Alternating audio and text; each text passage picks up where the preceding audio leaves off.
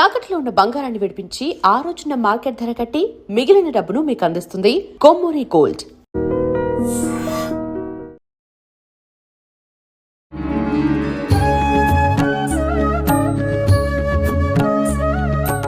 నమస్కారం, welcome to I dream. ధర్మ మార్గం విత్ విజిత కార్యక్రమానికి స్వాగతం. ప్రస్తుతం మనతో పాటు ఉన్నారు ప్రముఖ ఆధ్యాత్మికవేత్త, శ్రీ విద్యా ఉపాసకులు శ్రీ గురు కరుణామయ్య గారు. ఇప్పుడు గురుగారితో మాట్లాడి మరిన్ని విషయాలు తెలుసుకుందాం. ముఖ్యంగా మనకు ఎన్నెన్నో సందేహాలు ఉంటూ ఉంటాయి, వాటి గురించి సవివరంగా తెలుసుకునే ప్రయత్నం చేద్దాం. నమస్కారం గురుగారు. నమస్కారం గురుగారు, అమ్మవారికి మనం ఒకసారి చెప్పుకొని చేసే ముందర చేసుకుంటే ఖచ్చితంగా ఎలా సమస్య సాల్వ్ అవుతుందో కూడా తెలియకుండా సాల్వ్ అవుతుందన్నారు. అంటే ఇది అన్ని పరిస్థితుల్లో వర్తిస్తుందా?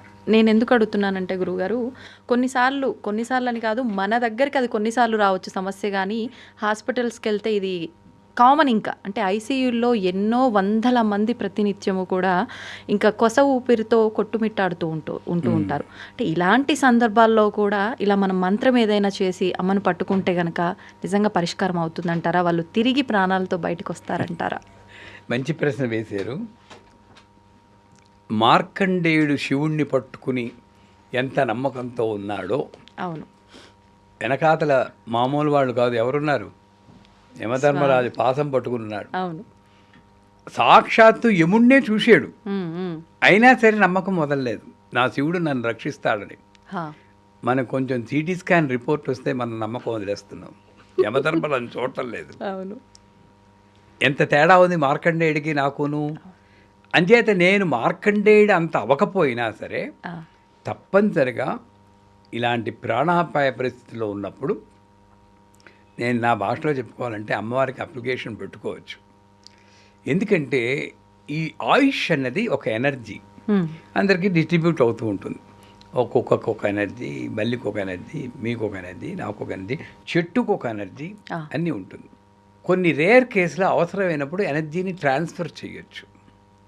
ఇప్పుడు యాక్చువల్గా ఇలా అని గొలుసు వస్తుంది కదా, అదేంటిది? ఎక్కడో ఉన్న గొలుసు అక్కడికి వస్తుంది, నువ్వు సృష్టించలేవు. ఎక్కడో ఉన్న గొలుసు అక్కడికి వస్తుంది అంతే, తెలియకుండా. అవును, అది కూడా తప్పని నేను అంటం లేదు. ఎందుకంటే ఆ మహానుభావులు చేసి లక్షల కోట్ల మందిని ఆధ్యాత్మిక మార్గంలో నెట్టేరే కాబట్టి కేవలం స్వార్థం కోసం చేసిన వాళ్ళు కారు వాళ్ళు. అవును గురుగారు. సో అంచేత నేను ప్రార్థన చేసి నాకు వస్తూ ఉంటాయి వెరీ రేర్లీ, నెలకోటైనా వస్తుంది ఇలాంటిది, ఐసీయూలో ఉన్నారని. ఫస్ట్ నేను అడిగేది వయస్సు ఎంత. ఆ వయస్సు 70-80 అన్నారు అనుకోండి, ఏం చేస్తూ ఉంటారు? రిటైర్ అయిపోయారు. త్ర్యంబకం యజామహే సుగంధిం పుష్టివర్ధనం.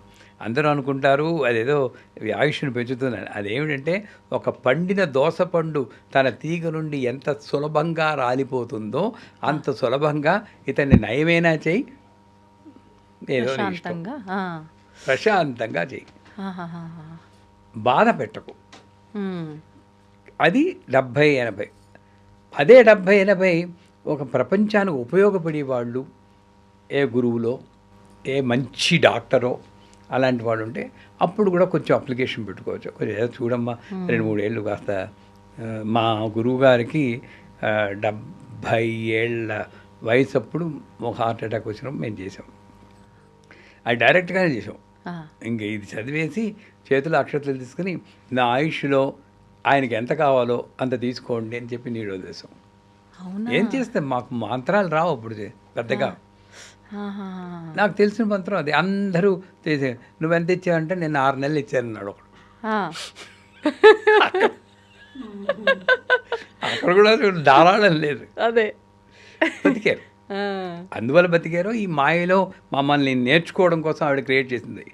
మళ్ళీ వెనక్కి వస్తే ఇప్పుడు అదే మొన్నను వైభవ్ సచిన్ అని చెప్పి మా డిసైపుల్ రోడ్ యాక్సిడెంట్ అయిపోయి బ్రెయిన్ హెమరేజ్ అయ్యి వెంటిలేటర్ మీదకి వెళ్ళిపోయాడు.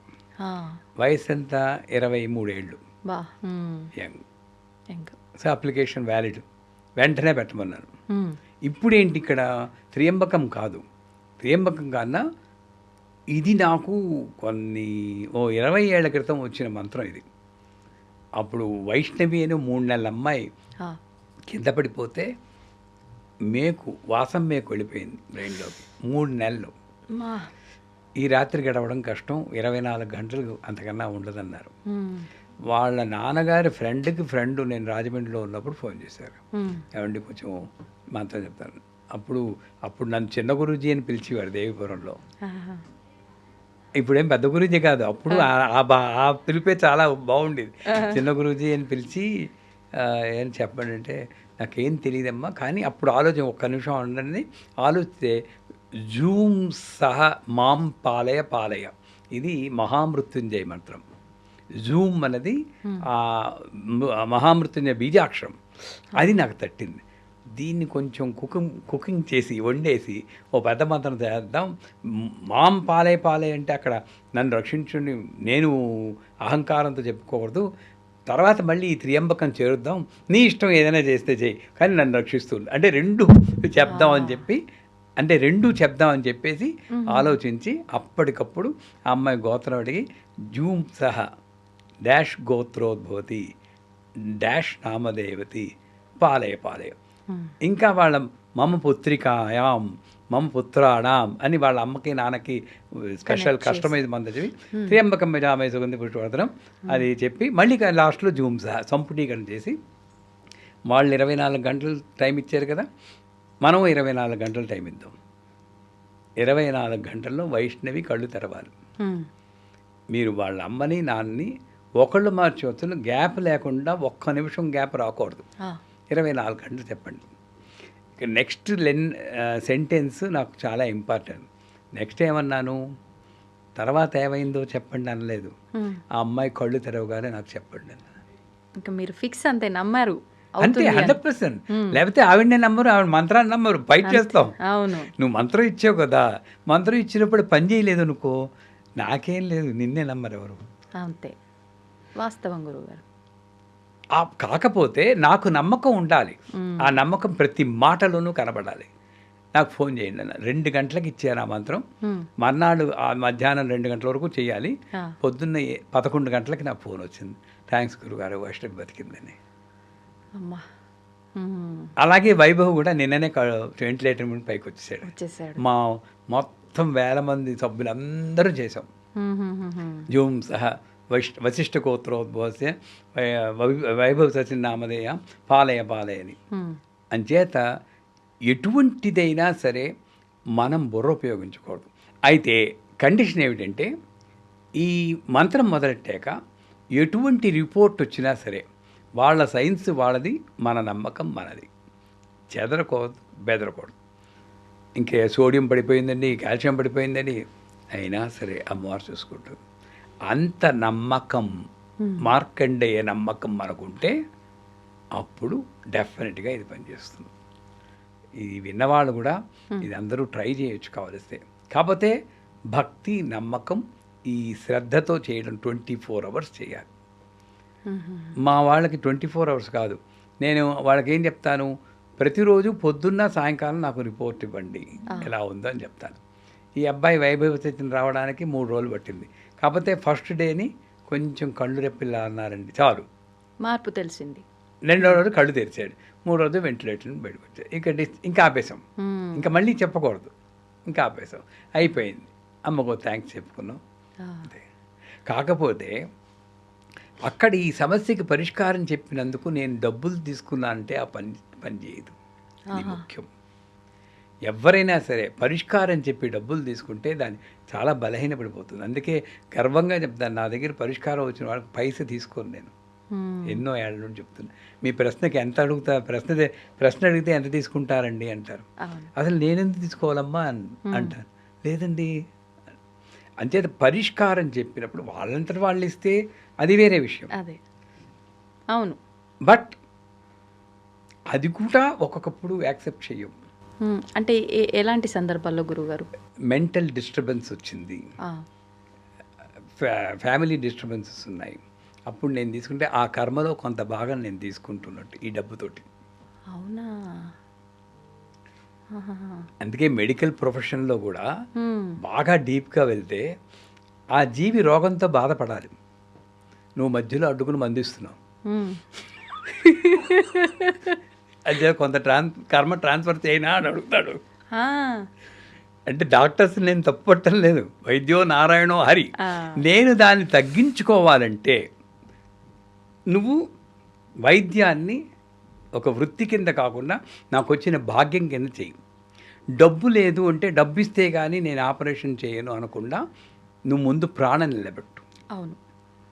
రోజుకి నీ శక్తి కొలిది ఒక 2కో 3కో 5కో ఫ్రీగా కన్సల్టేషన్, డబ్బు లేని వాడికి ఫ్రీగా చెయ్యి చాలు. ఇది ఉత్తమం. నీకు ఏమీ ఇంత పిసరు కూడా అంటదు. లేకపోతే ఇక్కడ డబ్బు వస్తుంది, ఇక్కడ ఫ్యామిలీలో మెంటలీ రిటార్డెడ్ చిల్డ్రన్స్ ఇంకోళ్ళు పెళ్ళి కాకుండా ఉన్న వాళ్ళు వస్తున్నది చూస్తూ ఉంటాం. ఇది సత్యం. నువ్వు డబ్బుతో కర్మను కొనుక్కుంటున్నావు. ఐఎమ్ సారీ, చాలామందికి బాధ కలగచ్చు ఇది వల్ల. ఇది నిజమమ్మా. అందుకే మేము మా పరిష్కారం చెప్పినప్పుడు సాధ్యమైనంత వరకు తీసుకోం, అసలు ఎప్పుడు తీసుకోం. వాళ్ళు ఇచ్చినా కూడా అలా అక్కడ సంస్థకి ఇవ్వండి అమ్మ, తర్వాత ఇప్పుడు కాదు అని. అంచేత పరిష్కారం ఉన్నప్పుడు ఇంత లాజిక్ ఉంటుంది. పని చేస్తుందా లేదా అంటే ముందు నీ శ్రద్ధ, నీ భక్తి, నీ నమ్మకం. ఇటుపక్క వాడు దాన్ని అమ్ముకునేటట్టు కాకుండా ఒక సేవాభావం కింద చేస్తుంటే తప్పకుండా ఏ సమస్య అయినా పరిష్కారం అవుతుంది. మీరు ఇప్పుడు ఇది డబ్బు తీసుకుంటే కర్మను తీసుకున్నట్టు అన్న తర్వాత నాకు ఒకటి అడగాలనిపించింది గురుగారు. ప్రస్తుతం ఎవరి సంపాదన వాళ్ళకి సరిపోక ఒకరి దగ్గర అప్పు తీసుకోవడమో, ఒకరి దగ్గర సహాయంగా హెల్ప్ చేయమని అడిగి వాళ్ళ దగ్గర నుంచి తీసుకోవడమో, ఏదో ఒకటి దొంగిలించి తీసుకోవడమే కానివ్వండి, రకరకాలుగా తీసుకుంటున్నాం. మరి ఏ రకంగా తీసుకున్నప్పటికీ అది తీసుకున్న వాళ్ళకి కర్మేనా? అప్పు తీసుకుంటే అది పెద్దగా కర్మ కింద రాదు. ఎందుకంటే నీ అవసరం కొద్దీ రుణం తీసుకుందా, లేకపోతే రుణపాశుపతమే ఉండదు. నువ్వు అప్పు తీసుకోకూడదు అంటే రుణపాశుపతం ఎందుకు ఉంది అప్పుడు? రుణాల నుండి బయటపడడానికి. కాకపోతే అసలు నువ్వు ఇక్కడ డబ్బులే చూస్తున్నాం కానీ పితృ రుణం, దేవ రుణం, ఋషి రుణం, 6 రుణాలు ఉన్నాయి. ఆ రుణాలు ఏం చేస్తావు? రుణం తప్పు కాదు, అవసరం కొద్దీ తీసుకుంటావు. కానీ తీసుకున్న తర్వాత అది ఎలాగైనా తీర్చాలనే తపన నాకు ఉండాలి. తీసుకున్నప్పుడున్న ఇంట్రెస్ట్ తీర్చేటప్పుడు ఉండదు 90 పీపుల్కి. పైగా వాళ్ళ మీద కోపం వచ్చి మాటలు కూడా మానేస్తారు అడిగితే. అవునా కాదా?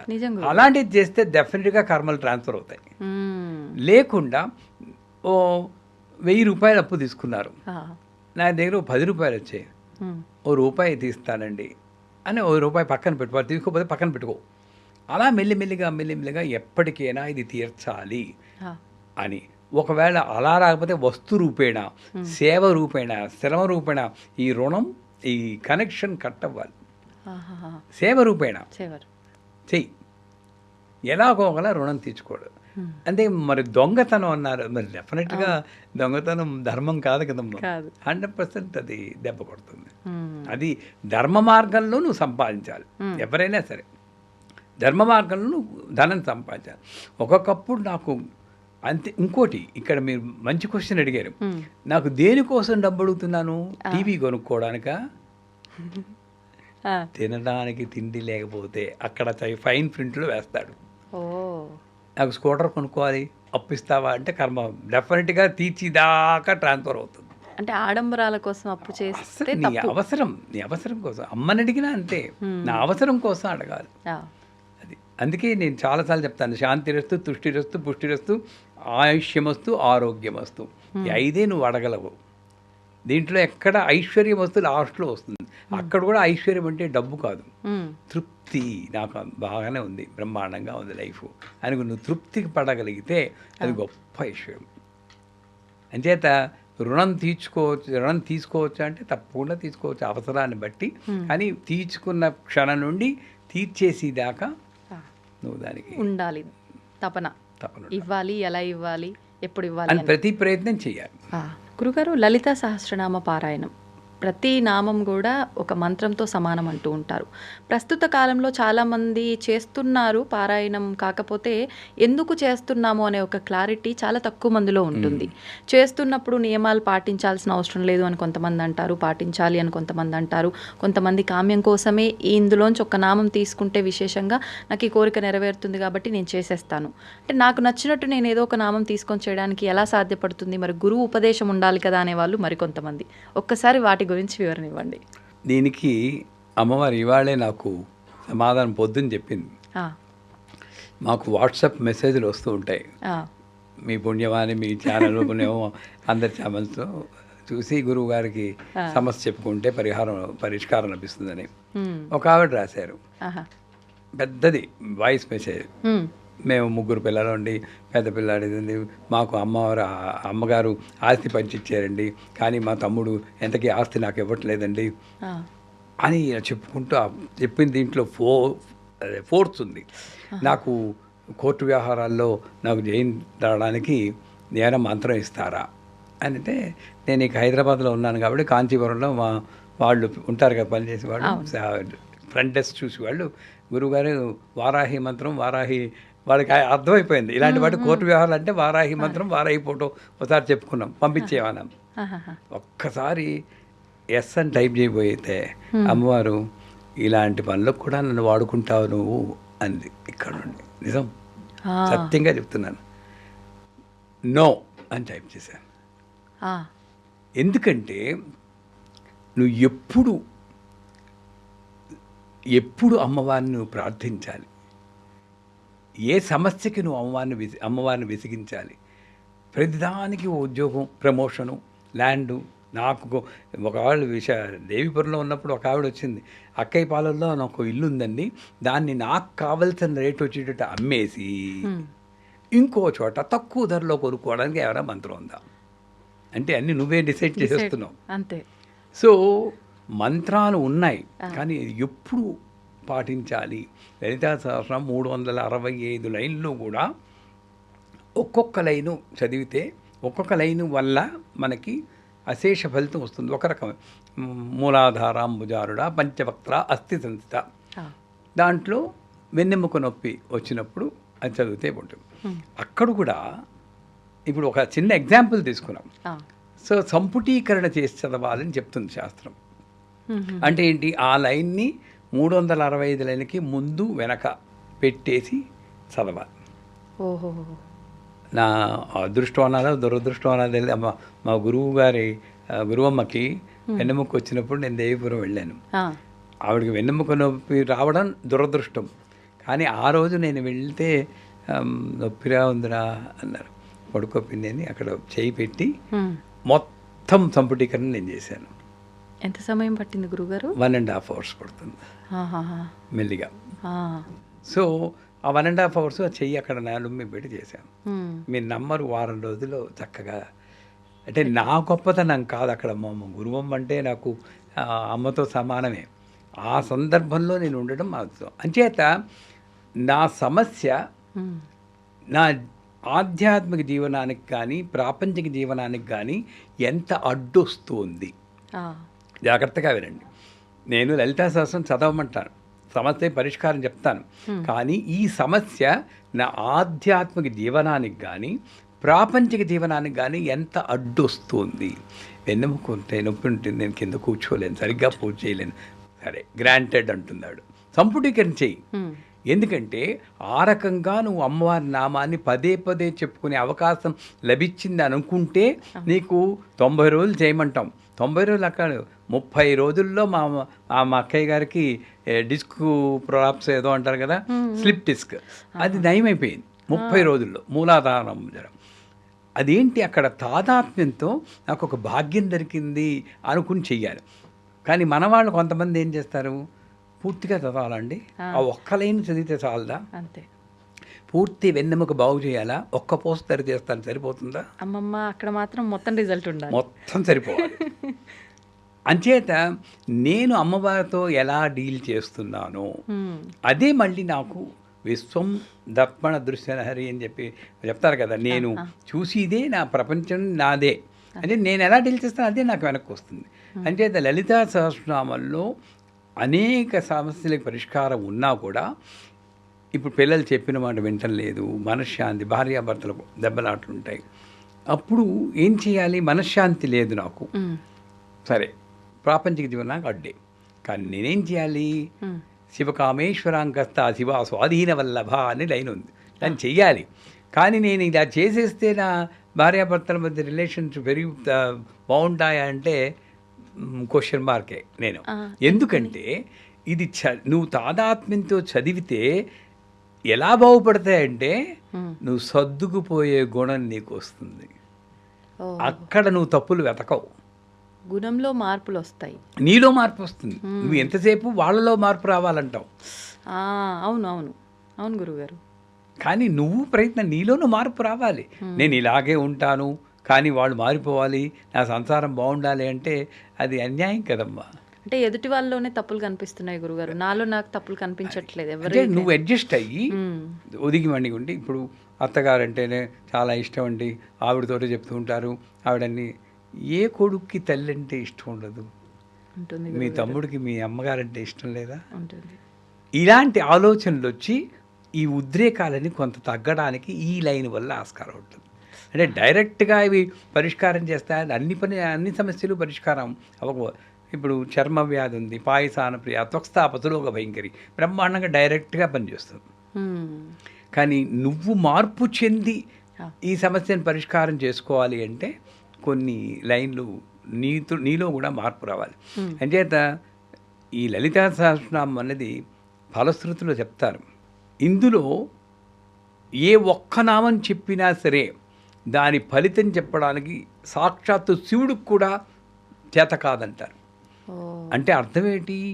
ఒక్క నామం చెబితే అని కాదు, ఒక్క నామాన్ని నేను అన్వయించుకుంటే, నా జీవితంలో అన్వయించుకుని దాన్ని పాటిస్తే అప్పుడు అది పనిచేస్తుంది. నేనేం చేస్తున్నాను, ఇది చదివితే అది వస్తుంది, ఇది చదివితే అది వస్తుంది, ఇది చదివితే అది వస్తుంది, ఆ దృష్టి అంతా నా సమస్య మీద పెడుతున్నాను, ప్రతిఫలం మీద పెడుతున్నాను. ఇవి రెండూ మానేసి జాగ్రత్తగా వెళ్ళండి. సమస్య వస్తే ఫస్ట్ డే మాత్రం అమ్మ మాట్లాడండి, తెలుగులో మాట్లాడుకోండి, అరవల్లో మాట్లాడుకొని ఏం చేయనే ఈ సమస్య వచ్చింది, నాకు తెలుసు దీనివల్ల పెద్దగా వరి అవ్వకూడదు, నువ్వు చూస్తాను కానీ చేత కావట్లేదు, నా మనశ్శాంతి పోతుంది, నీ పూజ కూడా సరిగ్గా చేయలేకపోతున్నాను. ఇదేదో చదవమన్నారు గురువు గారు ఐ డ్రీమ్స్ ఛానల్లోను, నేను చదువుతాను. నేను ఇన్నాళ్ళని కూడా పెట్టుకోను, 90 కాదు, నువ్వు దాన్ని సాల్వ్ చేయి చాలు, ఇంకేం అక్కర్లేదు అంతే. ఆ ఒక్కరోజే నువ్వు చెప్పుకోవాలి. తర్వాత నుండి మూలాధారాంబుజారణ పంచభక్తరాశి సంస్థ శ్రీమాత శ్రీ మహారాజ్ని శ్రీమత్ సింహాసనే శ్రీ మూలాధారాంబుజ ఆ నాదం మీద, అమ్మవారి మీద ఎంత అదృష్టం ఉంటే ఈ నొప్పిచ్చే వదిలి మామూలుగా ఏదో ఉత్తినే లలిత సహస్రం ఒకసారి చదివిస్తాను. ఇప్పుడైతే ఎంతసేపు నీతో ఉంటున్నాను, అసలు ప్రాబ్లమే మర్చిపోతావు. అప్పుడు ఏమవుతుంది తెలుసా, లాజికల్గా నువ్వు ఇంతలాగా ప్రాబ్లం కూడా మర్చిపోయితే నువ్వు యోగి అయిపోతావు. యోగి అయిపోతే అక్కడ మణిద్వీపంలో నీకు చోటు ఇవ్వాలి, ఆవిడ ఖాళీ చేసేయాలి, అంతా ఏం చేసి ప్రాబ్లం సాల్వ్ చేస్తే ఇక్కడే పడుంటారు కాబు అని ప్రాబ్లం సాల్వ్ చేస్తుంది. ఇది సత్యం. అమ్మవారిని కాసేపు ఇబ్బందిలో పెట్టేయాలన్నమాట. ఆవిడ పడదనుకోండి, మనం మారాలి. మనం సమస్య నుండి ఆలోచించకుండా, ఇప్పుడు మీకైనా సరే మిమ్మల్ని నమ్ముకున్నాను నేను, అదే చెప్తాను, ఒకసారి చెప్పాక నమ్మకం వదిలేయాలి. పదే పదే అడుగుతూ ఉంటే ఆ స్వాతి ముత్యంలో కమల్ హాసన్ ఉద్యోగం కోసం వస్తూ ఉంటాడు చూడండి, గొడుగు పట్టుకుని చికాకు పడతాడా లేదా? మనం అలాగే వెళ్తున్నాం అమ్మవారు అని కదా. అవును అవును. అసలు నువ్వు సమస్య అనుకున్నంతసేపు సమస్య నీ దగ్గరే ఉంది, వదిలిపెట్టే ఆవిడ సాల్వ్ అయిపోతుంది. అది సత్యం. ప్రతి లైను కూడా బాగా పనిచేస్తుంది. కాకపోతే చదివి విధానం, ఆలోచన విధానం కొంచెం మార్పు రావాలి. ధన్యవాదాలు గురుగారు. నమస్కారం. And for more videos, please subscribe to iDream. Please subscribe to iDream. Please subscribe iDream. And please subscribe to iDream. For more videos, subscribe to iDream. please like, share and subscribe to the channel. Congratulations, iDream. Subscribe to iDream. Subscribe to iDream. So subscribe to iDream Media. iDream ki iDream team andarki huge congratulations. Please subscribe iDream Media. Please subscribe to iDream. Subscribe iDream. Please subscribe to iDream. iDream అంటే నా కళల ఛానల్ను subscribe చేసుకున్నారు, నోరు తిరుగుతలేదు, మీరైతే గంట గుర్తు కొట్టండి. For more such videos, please subscribe to iDream. Subscribe to iDream. Please subscribe to iDream. Please subscribe iDream Media. Please do subscribe to iDream. Please subscribe to iDream Media. For best entertainment and information, please subscribe iDream. And don't forget to subscribe to iDream.